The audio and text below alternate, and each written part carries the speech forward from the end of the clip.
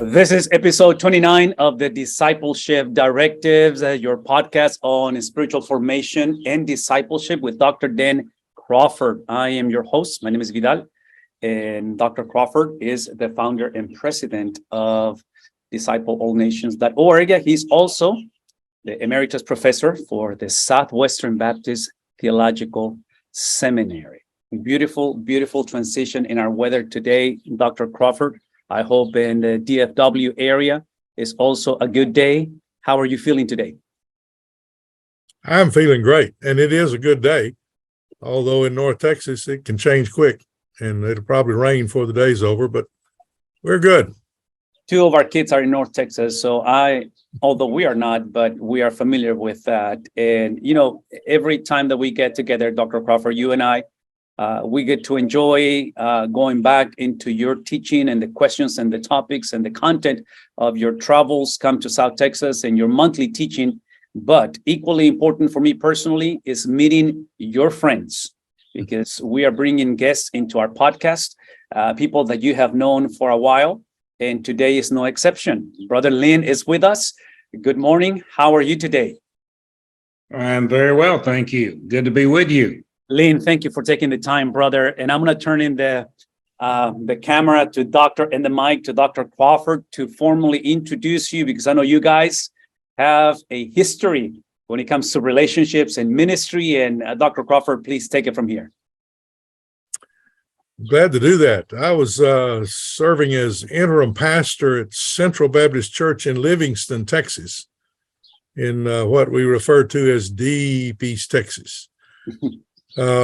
One Sunday, I found out we had guests in the congregation, and it was Lynn and Sandra Sasser, and I was introduced to them. They were IMB missionaries in Toluca, Mexico, and we quickly became friends, and I started communicating with them, gathering seminary students with me to go to Toluca on occasion and to serve alongside them, and then to maintain that friendship through the years as he went on to pastor in Mexico City. And I'll let him bring us up to date on what all he's been doing, but longtime friends. And when we talked about the Valley Baptist Missions Education Center and the teachings that I was doing, it became obvious that there was a need for a session teaching on marriage and family, not only the marriage of the pastors that are there listening, but as they need assistance in ministering to families in their church. I remembered that Lynn and Sandra had done marriage conferences, and I thought, why would I get up and teach an hour and a half on that subject when I know the people that are good at it, and I can talk to them and see. They also have a Spanish-speaking connection with many of that will be there that Tuesday. And so I'm thrilled because he's my friend, they're my friends, and we're going to be able to host them during the session in May.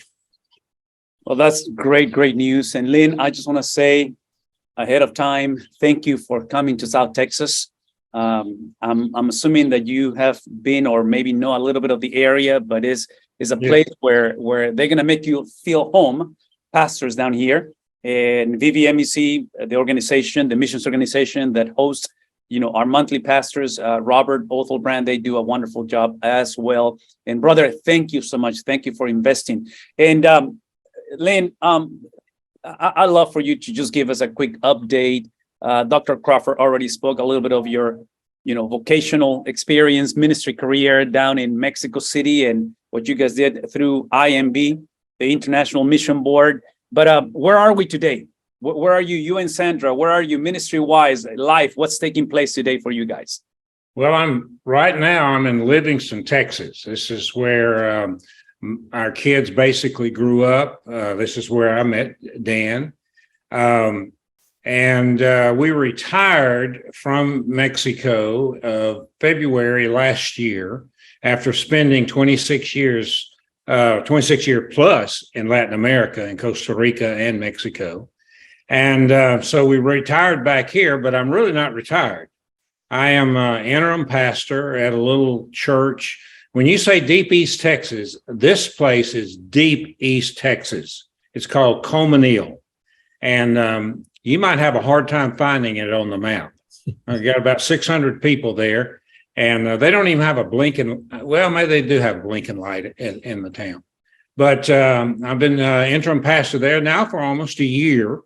And also we serve at our own church here, Central Baptist Church. And on Tuesdays and Thursdays, Sandra and I work at the local feed bank called the Center of Hope. We love it. It's just something that we just love serving and love doing. And we're very happy to be back home and serving the Lord in this locale. As you both know, the average church in America is a small church, right? The mega church and the big churches are, few across our generation, and especially after COVID and things like that. So thank you for what you do, guys, and thank you for your interim ministry. And I know, Dr. Crawford, we're speaking your language. I know you've done, 20 plus interim pastorates. So thank you to the two of you guys for doing that. And Livingston, Texas. So you are 45 minutes northeast of Houston? Is that where you are? Exactly. Yeah, 45, 50 minutes. Well, we're about an hour and 15 minutes from the Houston Astros Stadium. So just let you know that point. Now you're speaking Dr. Crawford's language. Come on. Nah. Opening day is today. Hey, I'm telling you. Hey, but I was just bringing up Livingston because I went to school in Marshall, Texas. And I used to drive through 59 and, Livingston, Lufkin, Coaches, and all those places. But hey, so again, the month of May coming around rather quick, and you and Sandra are coming down to South Texas to speak to a group of pastors. Yes. On the issue of the topic of marriage. Right. Right. Can you give us a preview? Can you give us a little glimpse of what's to come? Because this podcast is going to be airing right before your arrival to South Texas.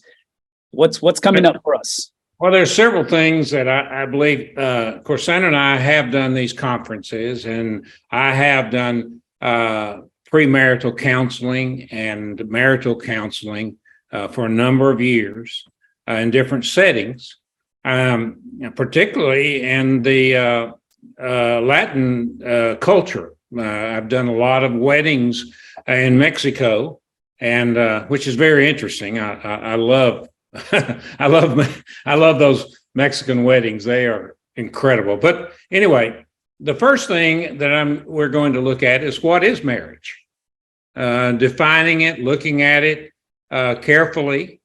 The second thing is what is love? You know what I found out? I found out that a lot of people just don't know what love is. And we need to expound upon that a little bit. And then upon the personal relationship. Sandra and I have been married 55 years, and we don't all the time agree, but we're focused. We have a purpose. We have a plan, and everyone needs to have that focus, first of all, on the Lord Jesus Christ, and then on their marriage, because their marriage is a model, an illustration of what the church and what heaven is supposed to be like. And so we're going to expound upon that. And then we're going to have a time that we can have a Q&A. Sandra and I are going to divide up. She's going to take the ladies, I'm going to take the men, and just have a time where they can have some questions, ask us. And I'll tell you, it's going to be personal. It's going to be open, and it could be difficult at times, and putting that together. But that's the main thing that we're going to look at. We are in such a need for what you just described, because I'm thinking as a pastor, I'm thinking as a father, as a husband, but specifically the uniqueness of ministry many times, whether it's by default or intentional naiveness, whatever the case might be, we isolate ourselves, in ministry, isolate ourselves, which obviously is a formula for disaster because we were created for that community. And many times the preconceived idea is in ministry, you are always given.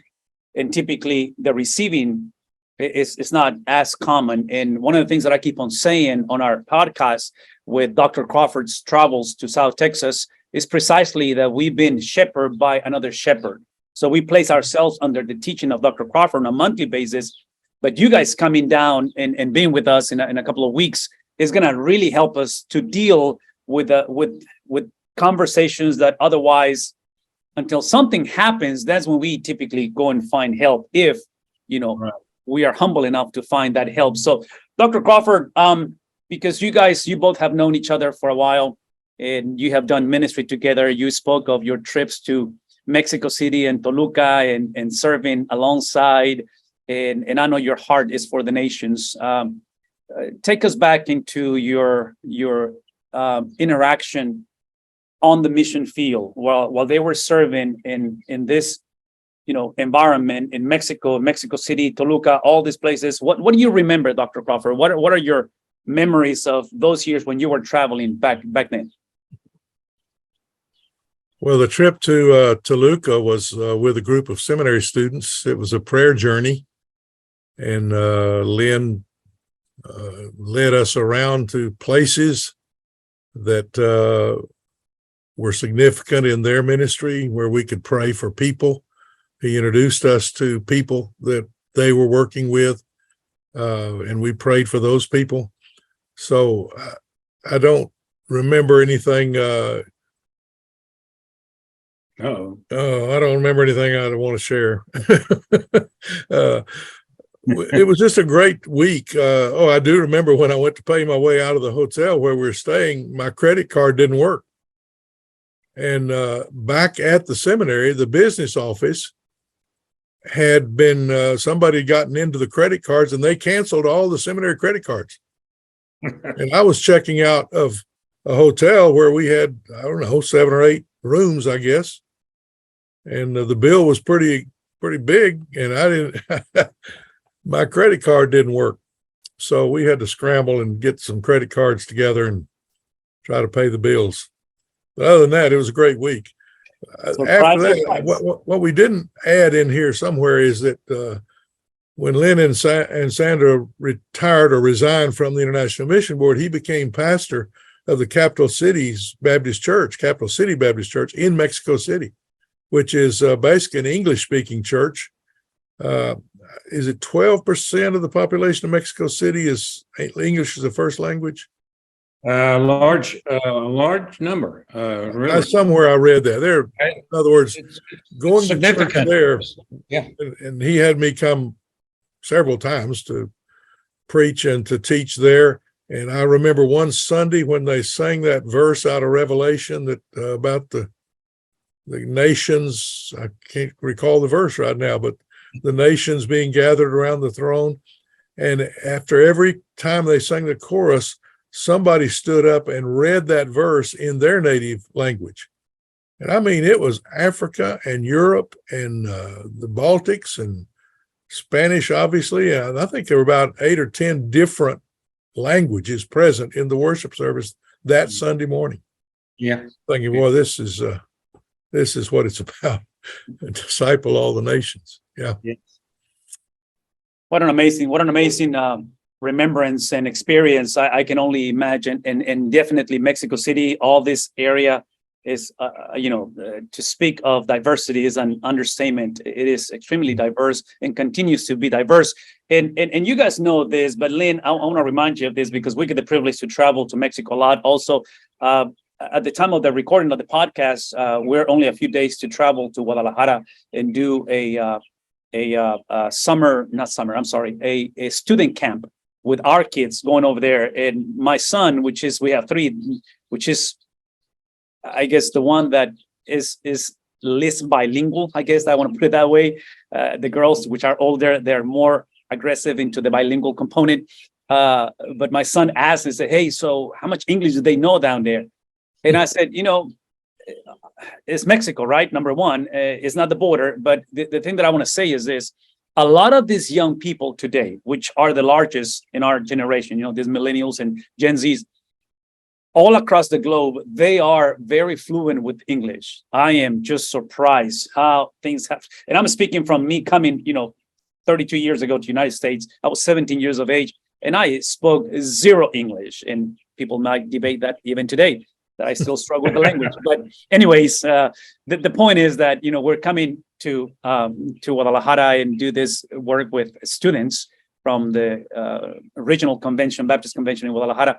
And I know things have changed. And yet, both of you guys, thank you for the work that you have done. And thank you for remaining faithful to that central message that never changes, which is the gospel of Jesus Christ. Lynn, we're coming to an end, brother. Thank you for being with us. Any final thoughts, anything that you want to say to our pastors as we prepare to receive you guys in South Texas and we get into, this topic of marriage? Any word from you as we close our time? Well, my wife and I love the Latino people. We served, like I said, 25 years in Mexico, and we love them. We love them dearly. In fact, my wife just returned from a mission trip to Toluca. And so our heart is still there, okay? So we're going to come with a heart full of love for the Latinos. And believe me, we will embrace them, and we know they will embrace us.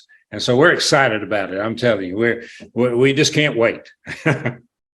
Well, and we hope and pray that this might be the first of many, many more trips that you guys could come and join with Dr. Crawford and continue the ministry, because obviously the needs are overwhelming on that subject. You said that it was, 55 years of marriage for the two of you, Lynn? Yes, 55 years. I turned 22 and got married the next day. And my wife did that on purpose so I would remember our anniversary. Sister Tig, I guess she knew you back then. She knew she knew what she was Absolutely. getting.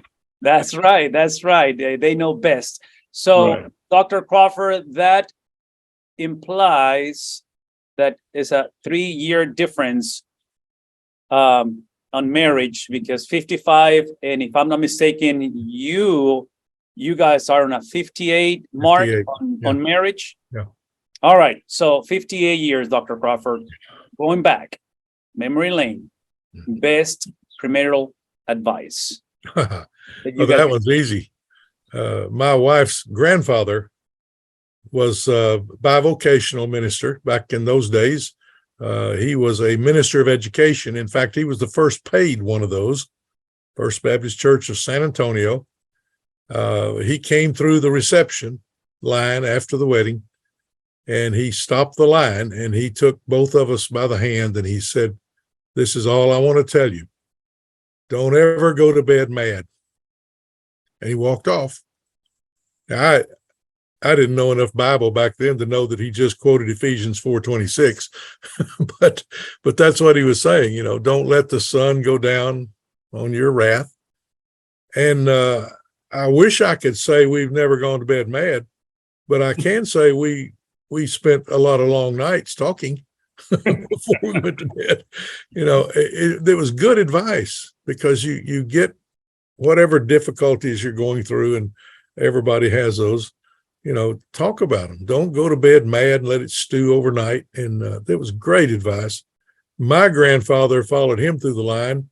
He was not a bivocational minister, but quite a church member and quite a student of the Bible. And he came through and he said, I said, well, what do you have for us? And he said, well, just remove the word divorce from your vocabulary. Now that's pretty good. And, if you're not going to get mad overnight and you can't talk about divorce, you're pretty much going to stay married. And we've joked about 1 year at a time, we're going to try one more year and all those things, but it's been a great 58 years. Amen. And we're going to be at that conference in May. We're looking forward to Lynn and Sandra helping us with our marriage. Well, it seems that you guys still need some help on that, right? So we got to get to 60. I agree. My wife and we eliminated the word divorce, but she said sometimes she has thought about murder. Murder, yeah. Yeah. Yeah. That's so on point. Most definitely. I mean, yeah, we gotta close our time. Otherwise, I'll go testimony time. But I'm telling you, the Lord has been great and faithful to us. We're privileged to marry into the families and the wives that the Lord have given us.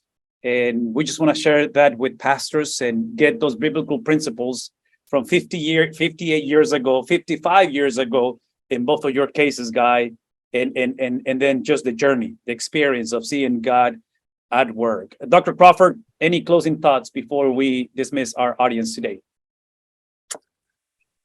Good podcast. Thanks, Lynn, for joining us. My pleasure. Brother, it's good to meet you. Thank you. And we'll see you in a few weeks when you and Sandra come down to South Texas. I want to say thank you to our audience. Thank you for joining. Thank you for subscribing. Thank you for being a part of the conversation. And we love to see you guys next week. Have a wonderful, wonderful rest of the week. And Lynn, God bless. Thank you, brother. Bye-bye.